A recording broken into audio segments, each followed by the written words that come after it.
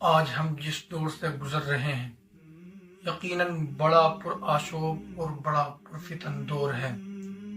آج لوگ اخروی زندگی کو سنوارنے کے بجائے دنیاوی زندگی کو آراستہ کرنے میں لگے ہوئے ہیں اور دنیا میں ہر ایک دوسرے پر سبقت لے جانے کی کوشش میں ہے۔ کچھ لوگ کہتے ہیں موٹر سائیکل پہ چلنا کامیابی کی دلیل ہے، کچھ کا خیال ہے کار اور ماروتی رکھنا کامیابی کی دلیل ہے، ہوائی جہاز سے سفر کرنے کو کامیابی کی دلیل سمجھا جا رہا ہے،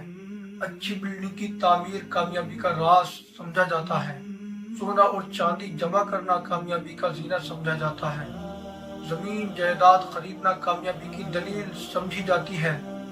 مگر میرے دوستو، یہ سب چیزیں کبھی بھی کامیابی کی دلیل نہیں بن سکتی، بلکہ جھوپڑی میں رہ کر خدا کو یاد کرنے والا کامیاب ہے، پیارے آقا صلی اللہ علیہ وسلم کی پیاری سنتوں پر عمل کرنے والا کامیاب ہے، خوف خدا میں رونے والا کامیاب ہے، صغیرہ و کبیرہ گناہوں سے بچنے والا کامیاب ہے، اذان سنتے ہی مسجد میں آ جانے کا نام کامیابی ہے، جماعت کا اہتمام کرنے کا نام کامیابی ہے، غریبوں کو کھانا کھلانے کا نام کامیابی ہے، مفلسوں اور ناداروں کو کھانا کھلانے کا نام کامیابی ہے، حرام چیزوں سے اجتناب کرنے کا نام کامیابی ہے۔